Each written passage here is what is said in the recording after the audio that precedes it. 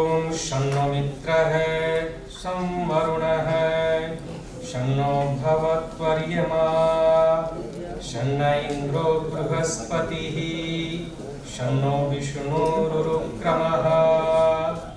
ओम नमो ब्रह्मणे नमस्ते वायो त्वमेव प्रत्यक्षं ब्रह्मासि त्वामेव प्रत्यक्षं ब्रह्म वदिष्यामि ऋतं वदिष्यामि सत्यं वदिष्यामि तन्मामवतु तद्वक्तारमवतु अवतु मामवतु वक्तारम्।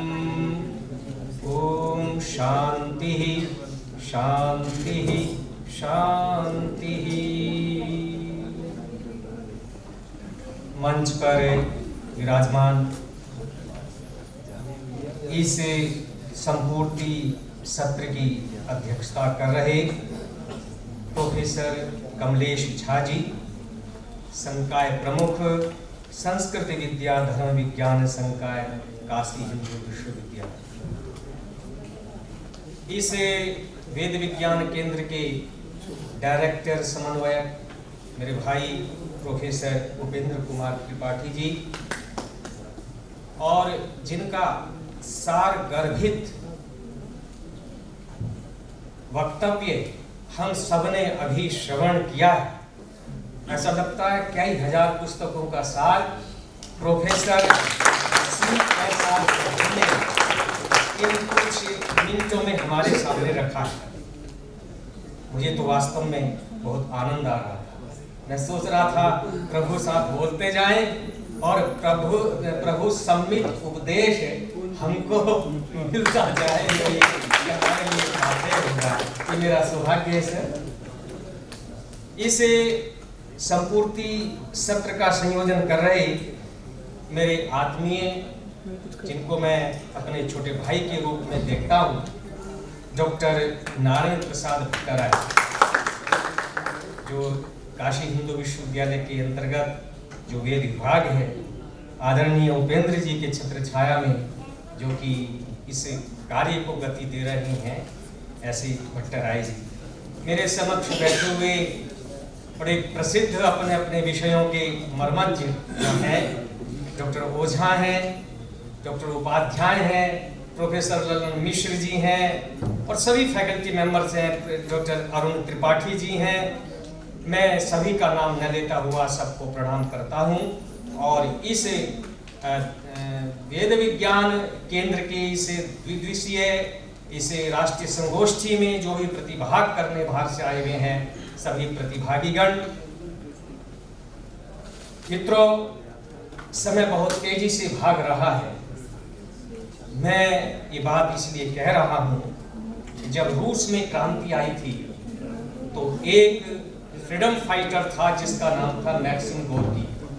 मैक्सिम गोर्की बहुत बड़ा नॉवलिस्ट भी हुआ है, जिसने मदर उपन्यास लिखा। दुनिया की अनेकों भाषाओं में इसका अनुवाद हुआ है। मैंने हिंदी और इंग्लिश दोनों में उपन्यास पढ़ा है।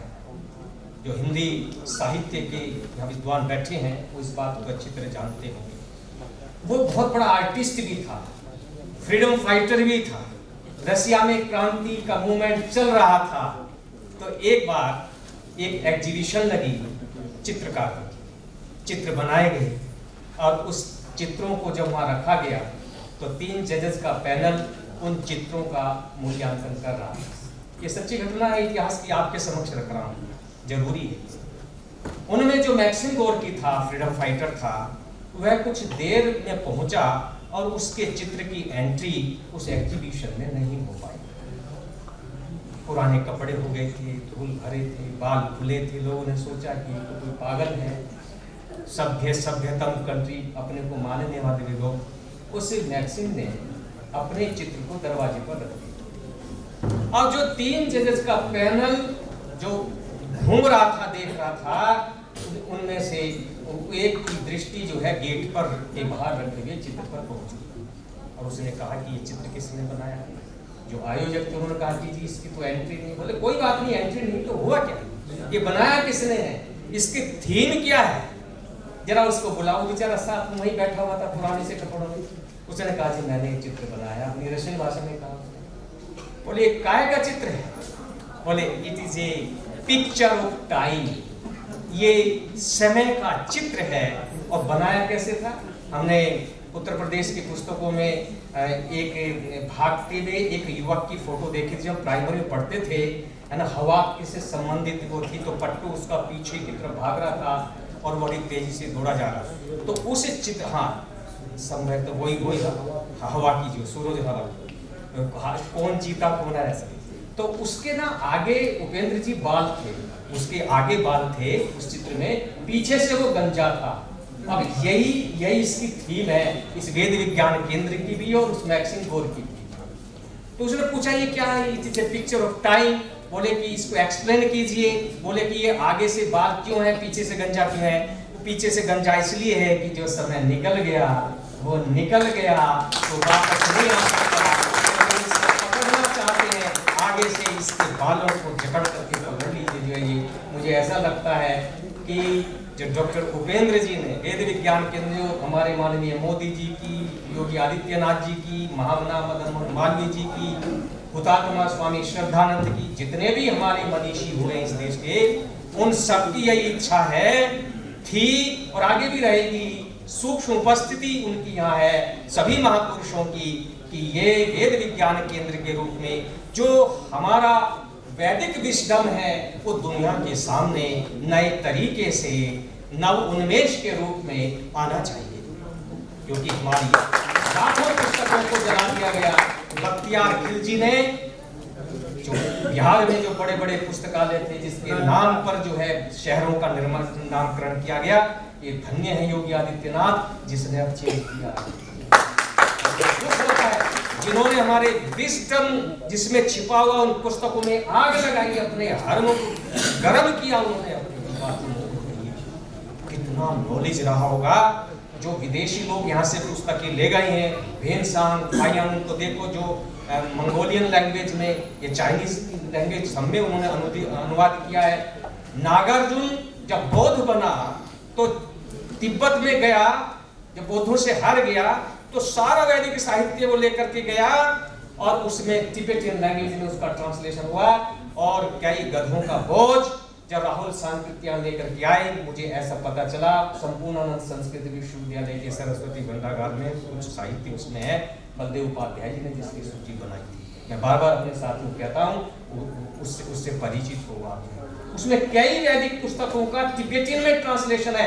अब हमको तिब्बतियन से वापस अपनी इस देवनागरी में करना चाहिए। ये काशी के पंडितों के लिए विशेष एक होमवर्क हो सकता है। आचार्य बलदेव उपाध्याय के बारे में मुझे नहीं लगता कि किसी ने इस पर ध्यान दिया हो। जो है ये कह रही, मैंने प्रसंग से बात आपके सामने कही। ये बात डॉक्टर प्रभु की बिल्कुल सही है कि सत्य सनातन वैदिक धर्म एक है। अपूर्वेण ईशिता वाचः ता वदन्ति यथा यथं वदन्ति यत्र गच्छन्ति तामाहु परमां गतिम्। सनातनमेन माहु उते अद्य स्यात् पुनर्नवः अहोरात्रे प्रजायेते अन्यो अन्यस्य रूपयो यथर्वेद का मंत्र है। ये है सनातन। जैसे अहोरात्र है ना, कभी रात दिन रात्रि में और रात्रि दिन में परिवर्तित हो जाती है, यही सनातनता है, यही बालार्क। आप कितने वर्ष की है, मैं कितने वर्ष का हूँ, ये बच्चा कितना है, रोज सूर्य उदय होता है, कभी सूर्य बूढ़ा होता हुआ हमको दिखाई नहीं देता, हम उसको अर्घ्य देते हैं, उसको बालार्क बोलते हैं। यही सत्य सनातन वैदिक धर्म है।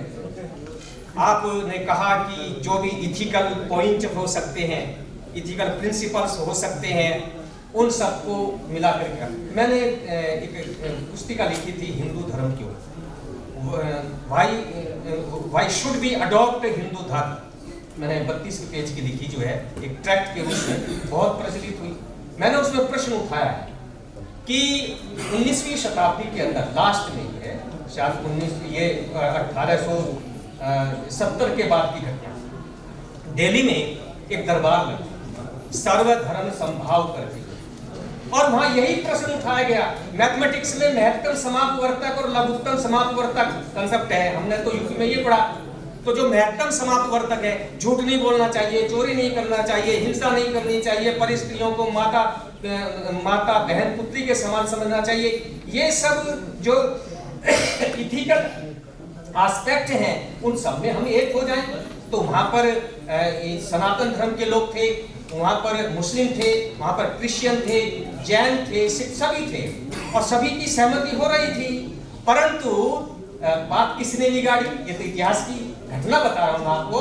वहाँ पर सेमेटिक रिलीजन के लोगों ने जो है इस चीज को जो है बेकार कर दिया, वरना तो देश में एकता कभी की हो चुकी होती, देश का पार्टीशन नहीं होता। ये तो मैं इतिहास की घटना बता रहा हूँ, दरियागंज के आसपास की घटना है दिल्ली के अंदर, यदि आप इतिहास को खोजो तो मिल जाएगा। और जो रिलीजन कॉन्फ्रेंस होती है, रिलीजन कॉन्फ्रेंस हर कंट्री में हुई है। अपने स्वामी विवेकानंद जी जिस सर्वधर्म सम्मेलन में गए थे, वो भी तो यही चीज थी जो है, और उनका जो लेक्चर है शिकागो वाला, पूरी दुनिया में जो है वो छा गया और इंडियन फिलॉसफी को, दर्शन को दुनिया के सामने रखा। 1939 के अंदर और एक व्यक्ति कलकत्ता से गया जो लंदन के अंदर सर्वधर्म सम्मेलन हुआ, उसका नाम था पंडित अयोध्या प्रसाद वैदिक मिशनरी, जो बिहार के थे लेकिन कलकत्ता में काम करते थे, पृष्ठ थे। उन्होंने नमस्ते, उन्होंने आपका शांति पाठ, उन्होंने सर्वे भवन्तु सुखिनः, उन्होंने स्वस्तिक चिन्ह, इन सब पर मोहर लगवाई, सब पर मोहर लगाई। तो एक बात मुझे याद आ रही है आपके प्रसंग से, इसलिए मैं बोल रहा हूं कि सबसे उत्तम दुनिया के अंदर अभिवादन का तरीका क्या हो सकता है? ये प्रश्न उठता है ना। हम राधे राधे बोलते हैं, राम राम, गांव में जाता हूं तो मैं राम राम बोलता हूं क्योंकि हमारे यही परंपरा है ना। कोई कुछ बोलता है, कोई कुछ बोलता है। तो उस सर्वधर्म सम्मेलन में 1939 के आसपास जो लगा, ये रिकॉर्डेड है ये चीज जो मैं बोल रहा हूं आपको। तो उन्होंने कहा with all the might in my arms, ध्यान दीजिए मेरे शब्दों पर, with all the might in my arms, with all the love in my heart, with all the wisdom in my mind, I bow before you. नमस्ते जी। ये explain किया नमस्ते का। नमस्ते एक शब्द नहीं है, नमस्ते पूरा एक सेंटेंस है। जो ये कौन सा जो हम बोलते हैं, सर्व मंगल मांगल्ये शिवे सर्वार्थ साधिके शरण्ये त्र्यंबके गौरी नारायणी नमोस्तुते। अस्तु जो है उसमें साइलेंट है, जो है ये हमारे यहाँ परंपरा है, क्रिया है। तो ये सबसे बेस्ट तरीका अभिवादन का जो, और वेद मंत्र में नमः शंभवाय च मयो भवाय च, कितनी बार वाल्मीकि रामायण को पढ़ करके देखिए, उसमें भी आप महाभारत को पढ़ करके देखिए, कृष्ण जो है युधिष्ठिर को नमस्कार कर रहे, नमस्ते कर रहे हैं। पूरा का पूरा जो संस्कृत वांग में है इस बात को बताता है। यही हमारी विस्डम है जो हम दुनिया को अपने तले लेकर के आ सकते हैं। जो ये बहुत बढ़िया आपने बात कही। दूसरी बात है जो मैं विशेष रूप से बोलना चाहता हूँ, आपकी बातों से बात निकली है, टर्की की लाइब्रेरी में, और जो इस्तांबुल बोलते जिसको चमड़े पांडुलिपियां होती है, मैन्युस्क्रिप्ट हमारे यहाँ तो बहुत पत्र है, वहां पर चमड़े के कागज पे लिखी, चमड़े, और उसमें अपनी भाषा में, जैसे यहाँ शेरो शायरी करते हैं ना, हम श्लोक रचना करते हैं, तो कंसेप्ट हमारा ही जो है ना, अंत्याक्षरी करते हैं हम, जो है वो शेरो शायरी करते हैं। तो उसमें कम से कम 8-9 पद्य हैं, और 8-9 टर्की भाषा में, और 8-9 पद्यों का एक भारतीय ने वहां जब वो गया, जो मुसलमान बना पहले वो, और हज भी उसने किया, सब करके जब उसने वहां गया, बड़ा स्कॉलर था वो, तो वो वहां से उसको लेकर के आया, उसने लिपिबद्ध किया, मतलब देवनागरी में, और वो मैंने किसी मैगजीन में पढ़ा है, और वो बिरला मंदिर के उसमें ये लिखा हुआ है, देखा ना, दिल्ली में, बिल्कुल ठीक है। और उसमें ऋग्वेद यजुर्वेद आएंगे आर्यावर्त से, ये शब्द है उसमें मैंने पढ़ा, उसका अनुवाद जो है आर्यावर्त से आएंगे, ऋग्वेद यजुर्वेद सामवेद अथर्व का जो है प्रचार करने के लिए उसमें लिखा हुआ है। ये ऐसा कौन सा गैप पैदा हो गया, ये जो वैदिक विज्ञान हमारा था, हमने समुद्री यात्राएं करना छोड़ दिया। जो है पूरी तो इस तरह ही होगी, जो है पूरी दुनिया को हमने मैसेज दिया है, जो भी जितने भी रिलीजन है, सो कॉल्ड रिलीजन, मजहब हो सकते, वो पंथ है, वो धर्म नहीं है, जो समझ लेना मेरी बात को। पंथ है वो, रास्ते अनेक हो सकते हैं, पर धर्म तो एक ही होता है, धर्म दो नहीं हो सकते। जो है गांधी जी ने कहा धर्म तो एक ही है, जिसको सत्य सनातन वैदिक धर्म बोलते हो, सनातनम एनम आहू जिसको अथर्ववेद बोलता है। ये बहुत सुंदर बात आपने रखी है, दैवी संपद, आसुरी संपद, इन सब की बात आपने की है। और सर आपने एक और बात कही है, भौतिकी के विषय में आप ग्रेविटी की बात कर गए, और आप कणाद की बात की, क्योंकि आपकी मास्टरी कणाद के ऊपर है जैसा मुझे पता चला। अब मैं कणाद का मूल आपके समक्ष रख रहा हूं। कणाद तो इंडियन फिलोसफी का है और ये झाओ दर्शन विरोधी नहीं है, ये विरोध पैदा कर दिया गया जो कमेंटेटर्स ने, जो ये आपस में पूरक, हाँ ये पूरक है। षड दर्शन समन्वय जो स्वामी दयानंद सरस्वती ने 19वीं शताब्दी में इसी काशी के अंदर इस बात को प्रतिपादित किया, वो रिकॉर्ड है। आचार्य बलदेव उपाध्याय ने भी इस बात को स्वीकार किया है। उन्होंने ये बात रखा, हमारे षड दर्शन में विरोध नहीं है, 6 बातें हैं, उन 6 की पुष्टि ये करते हैं। जो सृष्टि विज्ञान को इन 6 बिंदुओं से समझा जाता है और अंतिम फिलोसफी वेदांत है, पहली फिलोसफी वेदांत नहीं है। मैं बड़े विनम्र शब्दों में अपनी विद्वान मंडली के सामने ये बोलना चाहता हूं कि जब तक आप न्याय नहीं पढ़ोगे तब तक वैशेषिक समझ में नहीं आएगा, जब तक वैशेषिक नहीं समझ में आएगा तब तक योग और सांख्य समझ में नहीं आ सकता। सांख्य तो है ही 25 तत्वों की वर्णन करता है, जो है वो तो सांख्य गुरुदत्त ने सांख्य शब्द से साइंस शब्द को सिद्ध किया, जो है ये संख्या का इसमें ये। और जब तक सांख्य समझ में नहीं आएगा तब तक आपको मीमांसा समझ में नहीं आ सकता, और जब तक मीमांसा समझ में नहीं आएगी अंत में वेदांत नहीं समझ में आ सकता, जो है। इसलिए ध्यान रखना, इसलिए जो वेदांत का अध्ययन करने वाले आप अध्ययन कीजिए, परंतु 5 दर्शन पहले आप पढ़ के आइए। वेदांत कोई सामान्य फिलोसफी नहीं है, वेदांत तो चरम उत्कर्ष है अपने वैदिक नॉलेज का, जो है उस सुप्रीम बीइंग के साथ में जुड़ने का। अतः तो ब्रह्म जिज्ञासा तभी तो होगी जब इस लोक की स्थिति आप समझ जाओगे। लोक को तो तुमने समझा ही नहीं, अरे बिना लोक के समझे आप ब्रह्म तक कैसे पहुंचोगे, जो है ये। आप कोई आचार्य शंकर तो नहीं है, आचार्य शंकर तो कोई बिरला होता है, जो है ये है, और मूल शंकर भी कोई बिरला ही होता है, जो है ये। इन चीजों को समझने की आवश्यकता है। मैं आपके समक्ष रखना चाहता हूं वो ये है, वो फिजिक्स की बात है। कल संभवतः वो बात छूट गई थी, जो है ये। मैं 2 बातें रखना चाहता हूं आपके समक्ष, जो है फिजिक्स की बात कर रहे थे। किरणों का जो खोज आज की फिजिक्स, प्रभु जी ये ध्यान देने की बात है। मॉडर्न फिजिक्स जो है, जो सूर्य की किरणें आती हैं वो वर्टिकल रूप में मानता है। मैंने जो पढ़ा है ऊपर नीचे के क्रम में, ऊपर नीचे के क्रम में। परंतु जो वैदिक संहिताएं हैं, और विशेषकर यजुर्वेद का मंत्र है, यजुर्वेद 13:8 का शुक्ल यजुर्वेद का, वो ये मानता है कि इन किरणों की गति सर्पाकार होती है। सर्प कैसे चलता है? ऐसे चलता है, अर्थात वर्टिकल, अर्थात तीर की सीधी रेखा में नहीं होगा, वर्टिकल ये होगा आपका, हॉरिजॉन्टल होगा। तो जो सूर्य की किरणें हैं इस पृथ्वी पर सर्पाकार गति से आ रही हैं, अर्थात हॉरिजॉन्टल रूप में आ रही हैं, वर्टिकल रूप में नहीं आ रही। और मॉडर्न फिजिक्स जो है ये कहता है वर्टिकल रूप में, अर्थात ऊपर नीचे कुछ हो रहा है। तो जो हम लोगों पर ये आरोप लगता है, वैदिक लोगों के ऊपर जो आरोप नहीं लगाते, उनकी बात भी सही है कि हम तभी कहते हैं कि हमारे यहाँ भी ये लिखा हुआ है। ये कहते ना, आपने कहा ये तो हमारे यहाँ भी लिखा हुआ, एकदम से बोलते हैं, पहले नहीं बोलते हम। जो मैं पहले बोल रहा हूँ, मैं फिजिक्स के लोगों के सामने रख रहा हूँ कि आपकी मॉडर्न साइंस जो सूर्य की किरणें हैं वो वर्टिकल रूप में आती हैं, मैंने तो ये पढ़ा है। लेकिन वैदिक भाषा के अंदर वो सर्पाकार गति होती है, और सर्पाकार गति का मतलब हॉरिजॉन्टल होता है। इसलिए अब ये वैदिक विज्ञान केंद्र का ये उपेंद्र जी ये पॉइंट बनता है कि इसी तरह के पॉइंट इकट्ठे करके मॉडर्न साइंस के सामने आप रखिए कि वैदिक विज्ञान में इस तरह की चीजें हैं, आप इस पर पुनः चिंतन कीजिए। ये मैंने आपको बताया, और मंत्र भी आपके सामने रख रहा हूं। मंत्र क्या? ये यजुर्वेद का 13वें अध्याय का ये 8वां मंत्र है। ये वामी रोचने दिवो ये वा सूर्यस्य रश्मिषु येषाम अप्सु सदसस्कृतं तेभ्य सर्पेभ्यो नमः। अब तेभ्यो सर्पेभ्यो ना, ये किरणों का प्रसंग चल रहा है ना। और वामी है ये जो वामी अर्थात अत्यंत गतिशील है ये किरणें, जो है ये जो किरणें क्या होती हैं आपने देखिए, इसमें कई प्रकार की किरणें होती हैं। ये किरणें गामा किरणें हैं या एक्सरे किरणें, जो भी किरणें हैं XYZ जो भी आप नाम दो, जो है इनकी गति वैदिक भाषा के, वैदिक ऋषि के हिसाब से वो हॉरिजॉन्टल है, मॉडर्न साइंस के हिसाब से वर्टिकल नहीं है। इसलिए मॉडर्न साइंस को पुनः विचार करना चाहिए।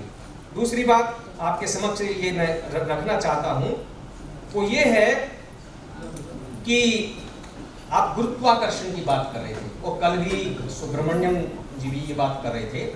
अब वेद में भी ये आता है, देखिए किस रूप में है कि अजस्य नाभौ अध्येयकम अर्पितम यस्मिन विश्वानि भुवनानि तस्थु। अज कहते, अज माने गति, गत माने अज गतौ धातु से हम यहाँ लेंगे, अर्थात जो गति के नाभि किसको होता है? बंधन। आपने देखा होगा बच्चा जब पेट में होता है तो जो नाभि, उसकी जो नाभि है मां की, उससे जुड़ी हुई होती है। नाभि माने बंधन, अर्थात केंद्र बिंदु जो है ये, अर्थात ये जो केंद्र बिंदु है ये कैसा है? ये कहते हैं ये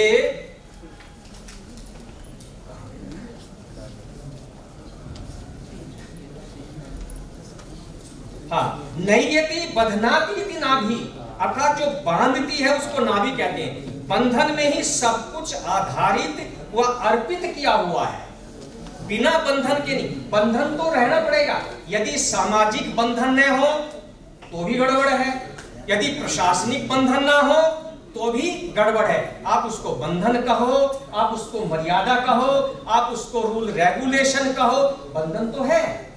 फिर कहते हैं कि उसी बंधन में, और अर्थ क्या है? ग्रेविटेशन, इसी ग्रेविटेशन में सारे भुवन स्थित हैं, चक्कर लगा रहे हैं। इसी को ही गुरुत्वाकर्षण कहा है वेद की भाषा में जो है। और दूसरी बात कही, ये चक्कर काट रहे हैं, चक्कर काटने देखिए आपने, और अपनी परिधियों में, अपने जो ऑर्बिट है इनके, ऑर्बिट है इनकी परिधियों में, इनकी भी अपनी सीमाएं हैं, उसी ऑर्बिट में घूमेंगे। ये विचलित नहीं हो रहे हैं। और कितने स्पष्ट शब्दों में अज शक्ति जो है यहाँ पर फोर्स ऑफ ग्रेविटेशन की तरफ संकेत कर रही है। तो जिसको आप फोर्स ऑफ ग्रेविटेशन बोलते हो, हिंदी में गुरुत्वाकर्षण बोलते हो, वैदिक भाषा में उसको अज शक्ति के नाम से कहा गया है।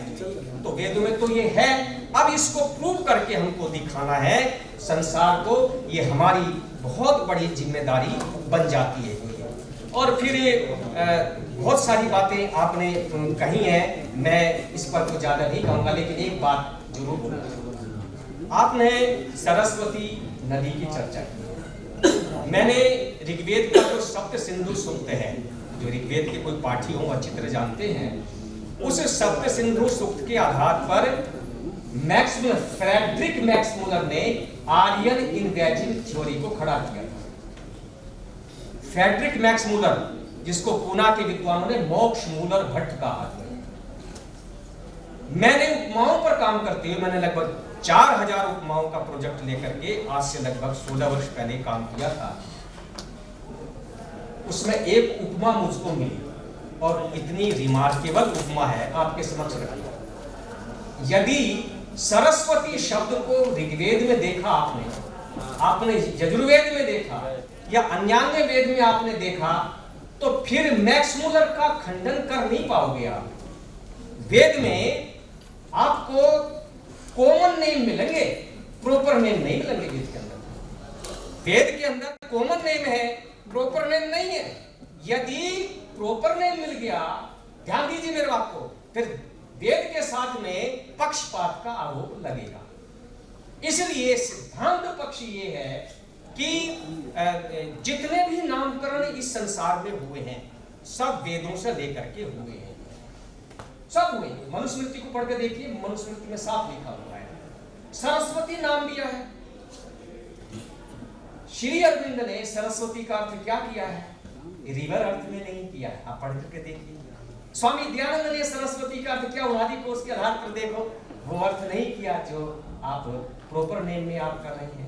मान लिया मेरा नाम दिनेश है, और दिनेश लगभग 60 वर्ष पहले पैदा हुआ, तो क्या इससे पहले दिनेश नहीं था? क्या उसके बाद में दिनेश नहीं? अब भगवान राम त्रेता युग में पैदा हुए। त्रेता युगे चतुर्विंशे रावणस्तक्षयात् रामं दासरथिं प्राप्य सान्वयं क्षण ईयवान्। कितने वर्ष बैठते हैं? अब इसका कैलकुलेशन करो, ज्योतिष के पंडित बैठे हुए हैं यहाँ, है ना। त्रेता 24वें त्रेता युग में राम पैदा हुए, तो रामचंद्र नाम जो है ये, राम के बाद में कितने रामचंद्र पैदा हुए?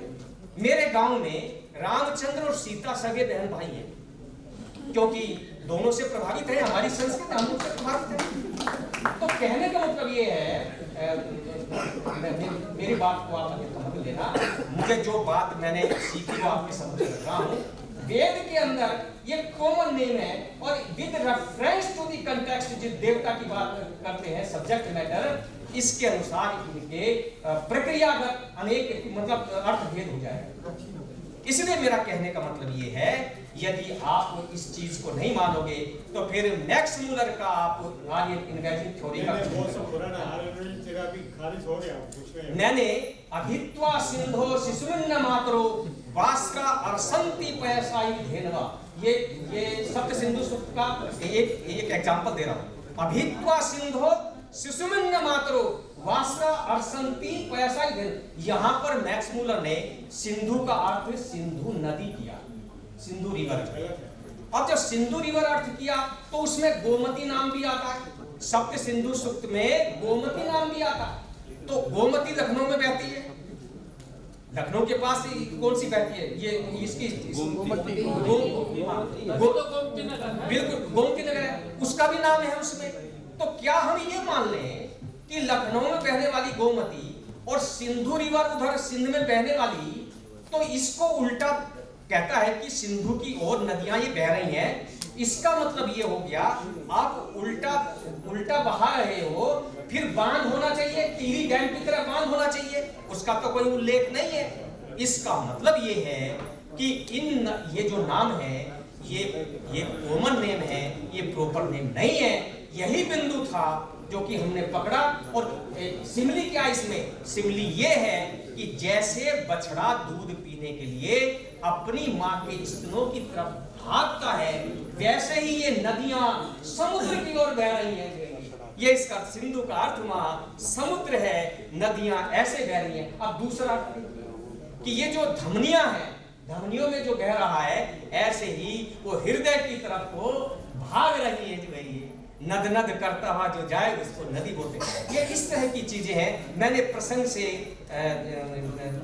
आपके इस पे थोड़ी टिप्पणी की है, क्योंकि मुझे तो यही बताया कि पाव कान है सरस्वती वाजे यज्जम वस्तु ध्यावसु चोदयित्री सुंदरिकानाम चेतंती सुमतीनाम यज्जम दधे सरस्वती महो अर्ण है सरस्वती प्रचेतयति केतुना यो विश्वाविराजति। यदि इसको हम वो मान लेंगे तो फिर कैसे 14 इंद्रिय होगी, कैसे दोनों में अंतर नदी तमे। हाँ, और नदी तमे अम्बी तमे, इस पर बहुत अच्छा वर्णन डॉक्टर ये श्री ब्रह्मदत्त जिज्ञासु ने इस बात का बहुत अच्छी तरह जवाब दिया है। और श्रीपाद दामोदर साथ लेकर ने भी लिखा है, ये मैंने कुछ थोड़ा सा आपके समक्ष रखा है। इसमें यदि कोई अच्छी बात आपको लगे तो आप लेना, और यदि आपको ये लगे कि मैं बायस्ड हूँ तो मेरे पास छोड़ देना। मेरा उद्देश्य है कि ये वेद विज्ञान का जो धारा है, जो वैदिक वाग धारा है, जो विज्ञान धारा जिसको बोल रहे हैं, ये सबके सामने आनी चाहिए और विश्व की आंखें खुलनी चाहिए। यदि काशी ज्ञान नहीं देगी तो फिर ज्ञान कौन देगा? काशी से मिलना चाहिए, महामना के इस जो कि रज रज में, यहाँ के कण कण में महामना की हमको अनुभूति लगती है। मैं तो 2-3 दिन से हूँ, मुझे तो ऐसी लगता है कि उनकी सूक्ष्म उपस्थिति यहाँ मुझे लग रही है। इतना ही कह करके